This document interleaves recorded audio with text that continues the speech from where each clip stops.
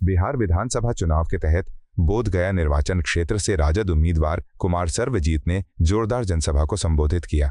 उन्होंने कहा कि तेजस्वी यादव की सरकार बनने पर हर टोले में एक प्राथमिक विद्यालय खोला जाएगा और अस्पतालों को किसी भी बाहरी प्रभाव से मुक्त रखा जाएगा। सर्वजीत ने कहा कि हमारी सरकार को बिहार की नई आज़ादी समझिए। अभी राज्य गुलामी की जंजीरों में जकड़ा है और हम बिहार को आज़ाद कराने के लिए एक नई आज़ादी की लड़ाई लड़ रहे हैं। तेजस्वी जी की सरकार बनेगी, हर एक टोले में प्राइमरी स्कूल होगा, अस्पताल बिना पैरवी का होगा। समझ रहे हैं ना? यूं समझ लिए कि हमारी जो सरकार होगी ये नई बिहार की आज़ादी होगी। अभी भी बिहार गुलाम है और हम लोग लड़ाई लड़ रहे हैं आज़ादी की, कि बिहार को आज़ाद कैसे कराया जाए। तो आज़ादी का अर्थ लोग कुछ और समझ लेते हैं। आज़ादी का मतलब हुआ अच्छा स्कूल गरीबों के लिए, आज़ादी का मतलब हुआ अच्छा अस्पताल, अच्छा माहौल, नौजवानों को रोजगार, नौकरियां। इसको बोला जाता है बिहार की दूसरी आज़ादी। तो बिहार का कौन ऐसा यूथ है जो बिहार की नई आज़ादी नहीं चाहता हो? अगर बिहार का यूथ नई आज़ादी चाहता है, नया एजुकेशन चाहता है, नया अस्पताल चाहता है, नई नौकरियां चाहता है, तो राष्ट्रीय जनता दल और गठबंधन के साथ उनको कदम से कदम मिला के चलना पड़ेगा, तभी नई आज़ादी की निर्माण होगी। यही तो है हमारा विजन। महाराष्ट्र में भाजपा विधायक राम कदम ने प्रधानमंत्री के विजन की सराहना करते हुए कहा कि दिवाली पर प्रधानमंत्री ने ऑपरेशन सिंदूर से लेकर स्वदेशी भारत, आत्मनिर्भर भारत तक का जो दृष्टिकोण प्रस्तुत किया है वह देश को नई दिशा दे रहा है।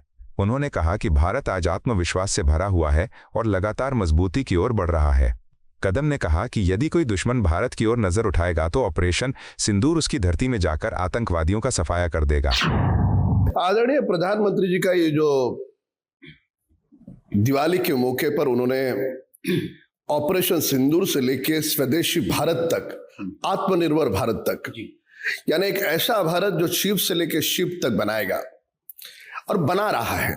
ऐसा भारत कि दुश्मन यदि हमारे मुल्क में आकर के कुछ करे तो ऑपरेशन सिंदूर के मिशन को लेकर के दुश्मन के घर में घुस करके उन आतंकवादियों को भून देगा। एक नया भारत है, ये ऐसा विकसित भारत कि जो अब विश्व की तीसरी आर्थिक महासत्ता बन रही है। यानी एक और दिवाली का आनंद मनाते हुए राष्ट्र के प्रति, इस देश के प्रति, मां भारती के प्रति अपना जो दायित्व है वह दायित्व भी इस दिवाली के पर्व पर आदरणीय प्रधानमंत्री जी ने सबको शुभकामनाएं देते समय इस दायित्व का भी निर्वहन सारे लोग करें। और ये जो पंचसूत्री उन्होंने कही है, ये आदरणीय प्रधानमंत्री नरेंद्र मोदी जी के कुशल नेतृत्व के कारण ये हो पाया। आज हमें किसी चीज के लिए हाथ फैलाने नहीं पड़ते विदेश के लोगों के सामने। आज भारत सक्षम है और इसी तरह से चलता रहा तो एक दिन वो जो इतिहास के पन्नों पर था सोने की चिड़िया भारत के बारे में कहा जाता था, वैसा ही ये देश पुनः बनेगा। बिहार विधानसभा चुनाव से पहले सियासी सरगर्मी तेज है। इसी बीच मंत्री अशोक चौधरी ने महागठबंधन पर बड़ा हमला बोला। उन्होंने कहा कि महागठबंधन पूरी तरह से विफल साबित हुआ है और अब ये पूरी तरह बिखर चुका है। चौधरी ने आरोप लगाया कि न कोई संयुक्त रणनीति है, नहीं कोई साझा प्रेस कॉन्फ्रेंस हो पाई है। उन्होंने कहा कि गठबंधन की पार्टियां अपने अपने उम्मीदवार उतार रही हैं, यहां तक कि अब एक दूसरे की पारंपरिक सीटों पर भी मुकाबला कर रही हैं। पहले तो महागठबंधन तो पूरी तरह से मतलब वर्कआउट नहीं कर पाया। महागठबंधन तो पूरी तरह से छितरा गया है ना। महागठबंधन तो वर्कआउट नहीं कर पाया, ना ज्वाइंट प्रेस कॉन्फ्रेंस हुआ, ना कहीं कुछ। सबको अपना अपना सीट पर, एक दूसरे के सीट पर उम्मीदवार डाल दिया है। तो एक तरह से गठबंधन वर्कआउट नहीं हो पाया ना पूरी तरह से। लोग मतलब हम लोगों ने जिस तरह से सीटों का बंटवारा किया उसमें महागठबंधन में बहुत फर्क है ना। और नीचे में भी बहुत अंडर करंट है। तो घूम रहे हैं क्षेत्र में, बहुत उत्साह है एनडीए के पक्ष में। अन्य प्रधानमंत्री जी और नीतीश जी के पक्ष में बहुत उत्साह है। इसलिए हमको लगता नहीं है कहीं जलेबी छाने चाहे लड्डू बनाए उससे क्या फर्क पड़ता है। कहीं कोई लड़ाई हमको नहीं लगता है। हमको लगता है कि जो हम लोग कह रहे हैं वो 200 के आसपास सीटें रहेंगी। बिहार में चुनावी माहौल गर्म है और सत्तारूढ़ दल जदयू ने विपक्ष पर जोरदार हमला बोला। जदयू के राष्ट्रीय प्रवक्ता राजीव रंजन प्रसाद ने कहा कि पार्टी एक तरफा और निर्णायक जीत की ओर तेजी से बढ़ रही है, जबकि विपक्ष पूरी तरह से बिखर चुका है। उन्होंने आरोप लगाया कि महागठबंधन की पार्टियां एक दूसरे के खिलाफ सीटों के लिए ही संघर्ष कर रही हैं। प्रसाद ने दावा किया कि गठबंधन के भीतर अब भी कम से कम 12 सीटों पर तीखी आंतरिक कलह जारी है, जिससे उनकी हार तय है। देखिए, एक तरफा एक बड़ी जीत की ओर हम बढ़ रहे हैं। विपक्ष बिखर चुका है, सीटों के लिए वहां मारामारी है। अभी तक महागठबंधन में आधिकारिक तौर पर 12 सीटों पर उनका जोरदार संघर्ष आपस में होने जा रहा है। नेता उनका कौन होगा ये तय नहीं। राहुल गांधी और तेजस्वी यादव के बीच बातें भी नहीं, और अब तक दोनों ही ये जो अपनी अपनी पार्टियों के सबसे बड़े नेता हैं, चुनाव अभियान में भी बाहर नहीं निकले। दूसरी तरफ मुख्यमंत्री नीतीश कुमार जी अनेक सभाओं को संबोधित कर चुके हैं। 1 दर्जन एनडीए के मुख्यमंत्री यहां नामांकन सभाओं में आ चुके हैं, और उसके बाद प्रधानमंत्री जी बिहार आ रहे हैं। केंद्रीय गृह मंत्री अमित शाह जी भी बिहार आ चुके हैं, और आने वाले दिनों में भी उनके अनेक कार्यक्रम हैं। तो निसंदेह, चाहे वो चिराग पासवान जी हों, चाहे वो उपेंद्र कुशवाहा जी हों, जीतन राम मांझी जी हों, एनडीए के सभी नेता पूरे समन्वय के साथ चुनाव के मैदान में अभियान छेड़ रहे हैं, और विपक्ष चुनाव शुरू होने के पहले ही धराशायी हो चुका है। बिहार विधानसभा चुनाव के मद्देनजर भारतीय जनता पार्टी ने अपने प्रचार अभियान की तैयारियां तेज कर दी। बिहार भाजपा अध्यक्ष दिलीप जायसवाल ने जानकारी दी कि प्रधानमंत्री नरेंद्र मोदी 24 अक्टूबर को 2 विशाल रैलियों के साथ बिहार चुनाव प्रचार की औपचारिक शुरुआत करेंगे। उन्होंने कहा कि प्रधानमंत्री की रैलियां राज्य में भाजपा के अभियान को नई ऊर्जा और दिशा देंगी। जायसवाल ने भरोसा जताया कि जनता प्रधानमंत्री मोदी के नेतृत्व पर विश्वास करती है और इस बार बिहार में भाजपा की ऐतिहासिक जीत सुनिश्चित करेगी। हम लोगों ने कल से चुनावी प्रचार अभियान का शुरुआत किया, और कल मीनापुर और कांटी में मुख्यमंत्री श्री नीतीश कुमार जी और प्रदेश अध्यक्ष के रूप में मैंने कल चुनावी अभियान का शुरुआत किया है।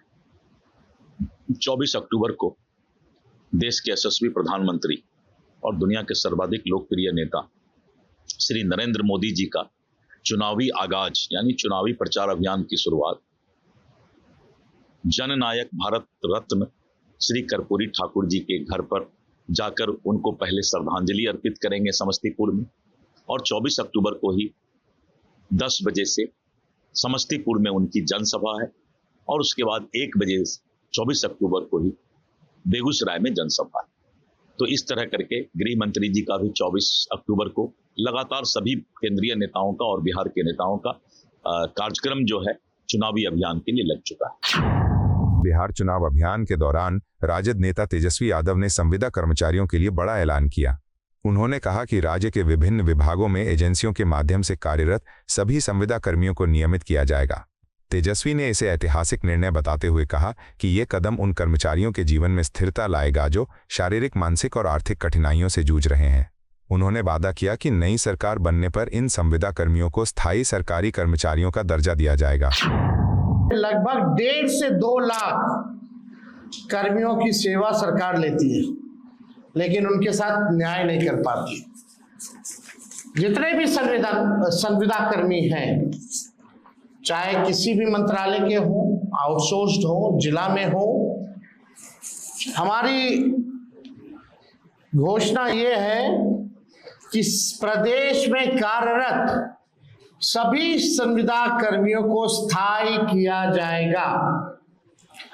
बिहार के विभिन्न विभागों में बेल्ट्रॉन जैसी विभिन्न एजेंसियों के माध्यम से संविदा पर काम कर रहे संविदा कर्मियों के लिए ये ऐतिहासिक निर्णय हम लोगों ने लिया है, और ये जरूर हम लोग करेंगे। शारीरिक, मानसिक और आर्थिक तौर पर जो झेल रहे हैं ये संविदा कर्मी, अब एक झटके में इनको स्थायी किया जाएगा, और मानसिक, शारीरिक, आर्थिक तनाव और शोषण से झेल रहे सभी लोगों को इन तीनों चीजों से मुक्त किया जाएगा और स्थायी सरकारी कर्मी का दर्जा हम लोग दिलाने का काम करेंगे। अब ये होता क्यों है? दिल्ली एनसीआर में बढ़ते प्रदूषण को लेकर सियासत तेज हो गई है। कांग्रेस नेता उदित राज ने भाजपा पर तीखा हमला बोला। उन्होंने कहा कि जब भाजपा दिल्ली में सत्ता में नहीं थी तब वो प्रदूषण को लेकर बड़ी बड़ी बातें करती थी, लेकिन अब बहाने बनाए जा रहे हैं। उदित राज ने कहा कि भाजपा सरकार अब पंजाब को दोष देकर अपनी जिम्मेदारी से बचना चाहती है। उन्होंने दावा किया कि दिवाली के बाद प्रदूषण तेजी से बढ़ा है, लेकिन सरकार के पास जनता को देने के लिए कोई ठोस जवाब नहीं है। जब बीजेपी सरकार में नहीं थी दिल्ली में, तब क्या क्या कहती थी। अब बहाना बना रहे हैं पंजाब कितना दूर है। जो स्पीड होता है, स्मॉग का आने का स्पीड का भी पता है। ये दिवाली के दूसरे दिन ही या दिवाली के दिन से पोल्यूशन बढ़ा है, इसका जवाब नहीं है। तो अब मैनेज नहीं कर पा रहे, और इस देश का प्रधानमंत्री यही, सारा कैबिनेट यही, सारे वरिष्ठ अधिकारी हैं, जजेज यहाँ हैं, तो सबको हस्तक्षेप करना चाहिए। और भारतीय जनता पार्टी की सरकार तो बिल्कुल झूठ बोलने वाली सरकार है। बहाना हर चीज़ का कोई ना कोई बात का बतंगड़ बना देते। अब ये कहते हैं कि पंजाब में स्टबल बर्निंग हो रही है, तो जब पहले क्या होता भाई। भाजपा के राष्ट्रीय महासचिव तरुण चुग ने प्रधानमंत्री नरेंद्र मोदी के दिवाली संबोधन की सराहना करते हुए कहा कि प्रधानमंत्री ने ऑपरेशन सिंदूर के जरिए भारत की वीरता और न्यायप्रियता का संदेश दिया। चुग ने कहा कि नया भारत अन्याय को बर्दाश्त नहीं करता, बल्कि उसका डटकर जवाब देता है। उन्होंने बताया कि प्रधानमंत्री का विजन देश को माओवाद, नक्सलवाद और आतंकवाद से पूरी तरह मुक्त कराने पर केंद्रित है। तरुण चुग ने कहा कि ये संदेश देशवासियों में नई ऊर्जा और आत्मविश्वास भरने वाला है।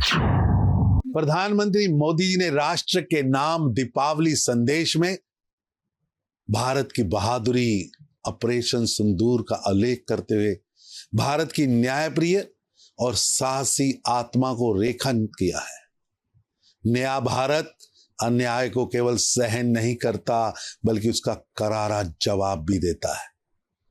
नक्सलवाद हो, माओवाद हो, उसको आतंक से मुक्ति दिलाना, जड़ से मुक्ति दिलाना, प्रधानमंत्री मोदी जी ने देशवासियों को भरोसा दिलाया कि अब हर कोना विकास और लोकतांत्रिक आस्था से रोशन होगा।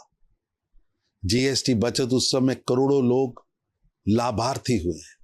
यह दिखाता है कि केवल त्योहार परंपरा नहीं है, बल्कि आर्थिक राहत और आम जन की खुशहाली का माध्यम है। और पहली बार ये दीपावली स्वदेशी दीपावली, लोकल फॉर वोकल के रंग में रंगी हुई दीपावली थी, जिसमें 6.5 लाख करोड़ का कारोबार हुआ है और उसमें 87% उत्पाद स्वदेशी हैं। ये बहुत बड़ी भारत की आर्थिक प्रगति की ओर एक बड़ी जंप है, जिसमें 5 लाख करोड़ रुपया केवल वस्तुएं खरीदने में खर्च हुआ है और 65,000 करोड़ की सेवाएं लोगों ने ली हैं।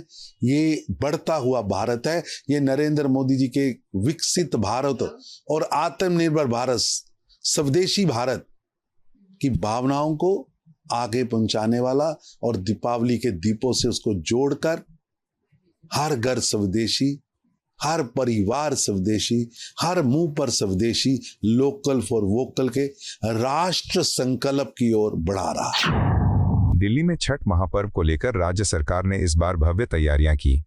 मुख्यमंत्री रेखा गुप्ता ने बताया कि धार्मिक परंपराओं और आस्था के अनुरूप इस बार पूरे राज्य में भोजपुरी और मैथिली भाषा में सांस्कृतिक कार्यक्रम आयोजित किए जाएंगे। उन्होंने कहा कि लगभग 200 कार्यक्रमों की योजना बनाई गई है, जो छठ पर्व की सांस्कृतिक समृद्धि को प्रदर्शित करेंगे। मुख्यमंत्री ने बताया कि ये पहली बार है जब सरकार इतनी बड़ी संख्या में कार्यक्रमों का आयोजन कर रही है, ताकि श्रद्धालु और कलाकार दोनों इस पर्व की दिव्यता में सहभागी बन सकें। पूरे धार्मिक माहौल के अनुसार भोजपुरी और मैथिली भाषा के सांस्कृतिक कार्यक्रम भी इन छठ के कार्यक्रमों में आयोजित किए जाएंगे। तो ये लगभग अभी 200 की संख्या हमारे पास है।